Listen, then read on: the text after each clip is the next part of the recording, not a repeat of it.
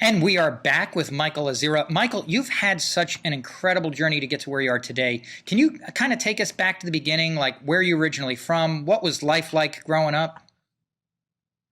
I was born and raised in Uganda, and I grew up in a family of, it was seven of us, and we used to share a bedroom. But I was able to get out, and I went to school in Uganda in primary, in Mango Primary School, and then I went to Old Kampala for high school. And then I did 1 year in Uganda in college, and then I transferred to the US. I got a scholarship. I got recommended by a friend, and I ended up in Lins Wilson's College in Kentucky. So you went from Then, Uganda to Kentucky. yeah, Um, of all places. And then after that, I transferred to University of Mobile. I graduated with a business degree. Then after that, I started playing USL soccer with Charleston Battery. And then I went to Seattle. From Seattle, I went to Colorado. From Colorado, I went to Montreal. And now I'm in Chicago. how did you find your love for soccer? I mean, and how soon did you realize that it was something that you were good at?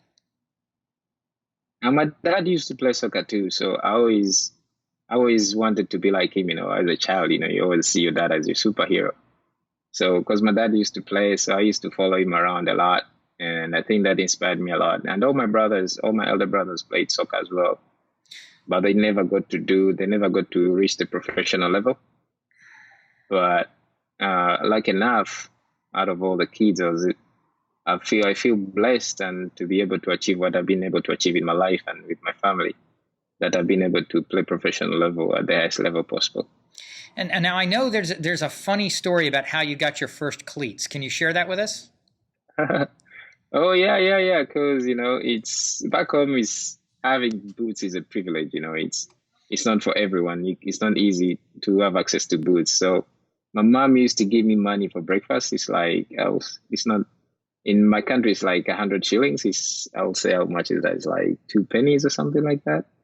And I would save it. I would put it in my palm, in my hands, and I wouldn't let go until I get back home. So I saved that money until I bought my own boots, and it was the best part. There were Lottos, and I wore these shoes. I even went to school in them. I thought I was the coolest kid on the block. I was like, these are the best. They were so nice. I was like, yes, I go to school in them. I play soccer in them. I was like, this is the best.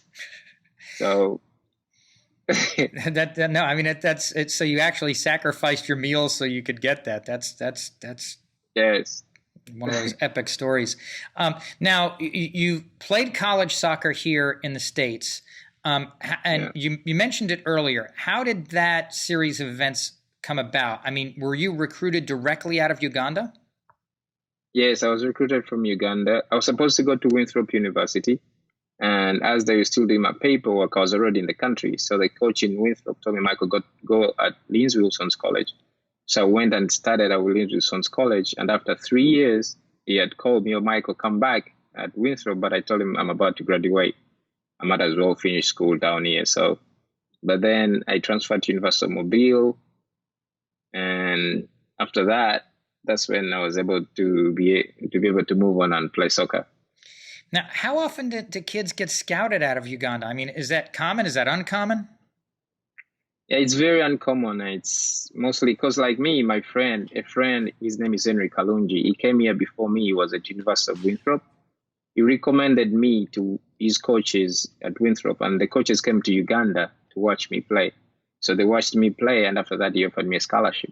And by then, I was in the national team. I was playing in the under 20, under 23, but I was sometimes invited to the senior side to train with the senior side, but I wasn't playing games.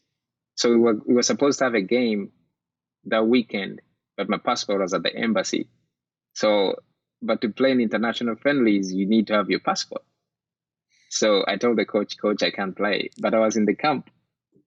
So I had to talk to the president of soccer in Uganda. I told him, my passport is at the embassy. I got a scholarship. I'm going to go to school. He's like, oh, that's good for you. So the media thought that I'd just say I ran away, that I escaped, but it was a scholarship that I'd got. And like enough, he let me leave, and I was able to come to the US for school. Now, this has nothing to do with soccer. What do you think of American food, or what did you think of American food and culture when you first got here? Did you go immediately like into culture shock?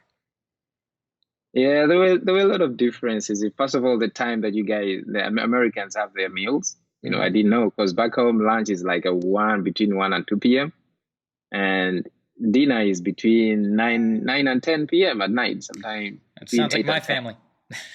Yeah. So the first day that we got dropped off on campus, we thought, the next day we'll go have breakfast at maybe 10 or something like that. So we slept because we're tired from the flight. But we woke up at 1 p.m. We were like, let's just go have lunch. We reached the cafeteria. It was closed. I was like, okay, maybe let's wait for dinner. Dinner is at 8 or 9. So we slept again because we're so tired. And then we woke up at 9. We went to the cafeteria. It was closed. I was like, Americans don't eat or what? What's going on? But the next day we had to go to the office. We asked coach, what time are the meals? You didn't tell us what time are the meals. Like, oh, you have to go to the cafeteria. Breakfast between 6 to 8 to 9, and then lunch is at 11. I was like, oh, great. So you had to learn that. So, you had to learn that whole new schedule. So at what point, or what was the point where you realized playing in the MLS was actually a possibility? I mean, when do you think did you have a big break moment? Me, mostly since I was young, I always wanted to play soccer. I always wanted to play at the highest level possible. So I always kept that in the back of my mind. And after I finished college, or when I was about to finish college, like everyone gets this, like, what am I going to do after college? But like I always had that dream in my mind. I'm like, I want to play soccer. So after college, like enough, I went to the USL Combine because I was not invited to the MLS Combine. I was like, so I had friends, like the PDL coach I played for. He invited, like, Michael, maybe go try out at USL, and you never know. Mm-hmm. So I was like, okay, this might be my chance. I don't care where I go play. I don't care how much they pay me. I just want to get my foot in the door. I just want to get playing time. That's all I want. Mm-hmm. I don't care about the money. So like enough, Charleston signed me. And I think I was getting like, I don't know, $1,300, something like that, or $1,400. But like, I didn't care about the money. I just wanted the contract. I just wanted to get in the league. So like enough, I scored in the championship game for Charleston to win the trophy. So the coach signed me for the next season. And next season, I had a great year. I had scored around 8 goals. And then I was invited to Seattle because the coach in Charleston knew the people in Seattle. He said, hey, there's a kid. Would you mind taking a look at him? So out of the blue, I don't know how God does this. So I was invited to Seattle, and they were going to play that. By that time, we still have the reserve league. And when I reached in Portland, Seattle was going to play Portland in the reserve game. And one of the players, Steven Zakwani, he retired now. He said that he doesn't want to play in the reserve league. The coach had put me on the bench. And then out of the blue, the coach said, Michael, be ready, get up. I was like, okay. I said a short prayer. I was like, God, if this is your will, let it be done. And if this is my chance, let me go out there and shine. And they put me in a position I'd never played before. They put me on the left midfield. And like enough, I played so well, and I scored. I worked hard. From a midfield position. Yeah, I scored the winning goal, and it was nice. They told me you have to come back for preseason, and I was like, this is it. So I went in preseason. I gave it all. They tried me in so many positions, but I was like, I didn't care. I just want to get my chance out there. If I get a chance, I'm going to give it all. So I went and I did all my best, and out of the blue, the preseason was about to end, and the head coach said, Michael, we're going to sign you. Oh my God, it was the best moment ever, It was just amazing. And I was like, yes, I did it. So they signed me in Seattle I played in Seattle for 2 years. It was really nice. I had a good time there. Wow, that is awesome. And on that positive story, we're going to take a break for commercials to pay the bills for a minute, and then we'll be right back after that with Michael Azira.